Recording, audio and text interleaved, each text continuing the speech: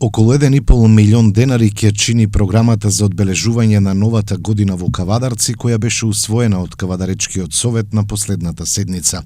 Од таа сума, 800.000 денари се предвидени за новогодишно украсување на градот. Во програмата која ќе ја реализира Иноватива груп е предвидено дека во соработка со локалните културни институции и општината ќе се реализираат настани со различни тематики. За декоративно уредување на градскиот плоштад, покрај украсувањето ќе се изврши поставување и на монтажни куќарки на кои ќе се представуваат најразлични творби во духот на празничниот период. За новогодишната ноќ е предвидена забава со локални бендови и диџеи, како и спектакуларен огномет. Советниците од опозицијата побараа и годинава поради ковид пандемијата општината да не троши пари за новогодишна прослава и да се донираат на ковид центарот, но и поради енергетската криза да не се украсува градот со новогодишни светилки. Градоначалникот Митко Јанчев во својата дискусија посочи дека украсувањето е со штедливи светилки кои имаат речиси незначителна потрошувачка на електрична енергија, но и дека граѓаните сакаат и организирана забава, бидејќи предолго се присутни проблемите од ковид пандемијата. Програмата за нова година која што имаме, долго време дискутираме, гледаме на телевизија, популистични мерки се носат. Па не знам, градоначалници раскинува договор за украсување од 200, 300, 400 евра и така натаму.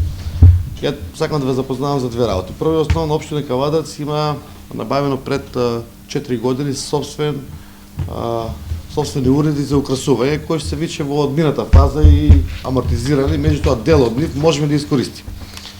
Овие 800 денар не ги даваме само за украсување, ги даваме за монтажа и за демонтажа на самото украсување. По однос на електричната енергија, тоа го кажав јавно и на телевизија, не пие вода тука тоа воопшто, пошто уличните украсување целокупно во општина Кавадарци трошат 2 киловата. Колку сега тука што трошат целиците. Нема тука заштита никаква. Не можеме да заштедиме струја, од тоа работи на 6 волти и е миниатурно потрошувачка на енергија. Нема заштита на енергија. Меѓутоа, ако зборуваме и ги ставаме луѓето у заблуда, јас сум да ги поддржиме сите што се третираат од ковид, да ги поддржиме сите соодветно. Меѓутоа нас не ни стига цела општина да ја продадиме, за да ги поддржиме луѓето кои се заболеле од ковид и кои што оздравиле. Мало треба да речеме секој семејство по еден имал заболен. Па не дај Боже некои луѓе завршеа и фатално, а некои луѓе завршеа со фактури од 30, 50, 60 евра од приватни болници. Како би ги третирал тие луѓе? На кои луѓе би им помогнал и каков критериум или правилник би направила за таа работа. Да не се мешаме во работа која што мислам дека е на државата.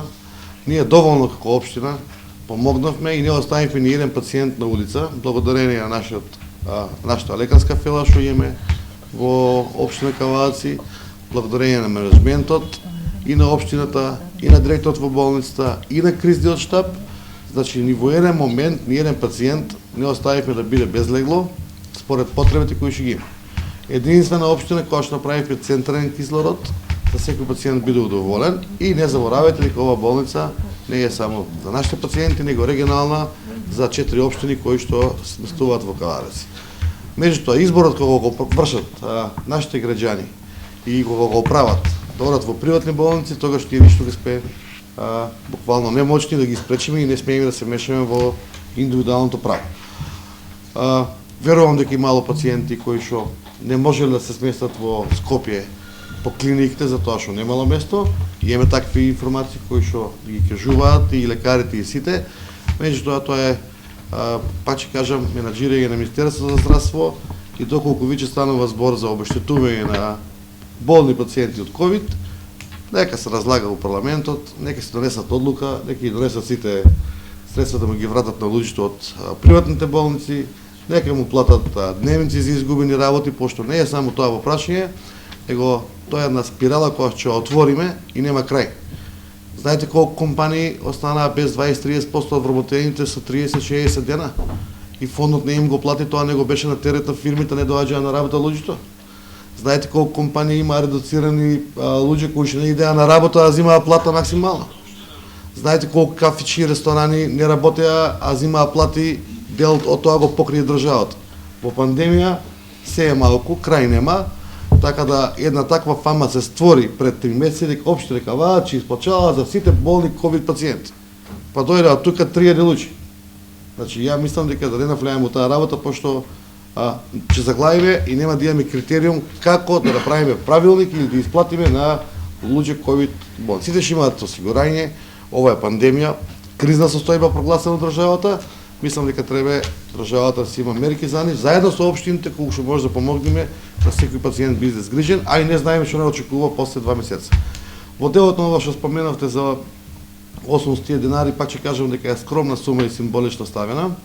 Во делот на размислувањето наше, односно и на службите и јавното размислување на граѓаните, е дека минимално украсување кое ќе го постигнеме со овие 800 денара, дека ќе направиме една атмосфера во градот, дека малку ќе ги размрдаме луѓето од ова пасивност, да речем, ќе ги размрдаме луѓето од мониторинг, дека, не знам, нема движење, полициски часови, ковид, па не оди на отворено, оди на затворено, вакциниран, не вакциниран, така да мислам дека малку психолошки да ги ослободиме и најмладите, меѓутоа и секој еден да се израдува барем овие 20 дена, ако имаме среќа да имаме и снег тој период, мислам дека поголем ефект ќе постигнеме него било што.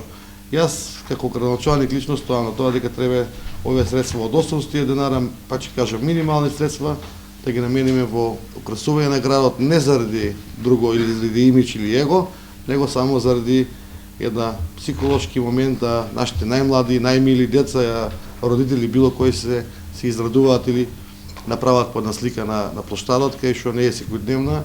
Лани немавме никакво украсување, ставивме само тоа што беше ептен неопходно, исто ќе биде тука, али со некои дополнување, пошто опремата не е многу застарена и мислам дека сумата е многу мала, али ако вие одлучите дека треба да нема украсување, јас би го прифатил и тоа. Сето, сепак сум да малку да правиме раздвижување, да овие наши 35.000 жители сменат од секојдневието и почувствуваат нешто малку поубаво и дај да му дајме на луѓето енергија или да му дајме малку мотивација да мрднеме од мртва точка. 2,5 години пандемија воопшто не е лесно.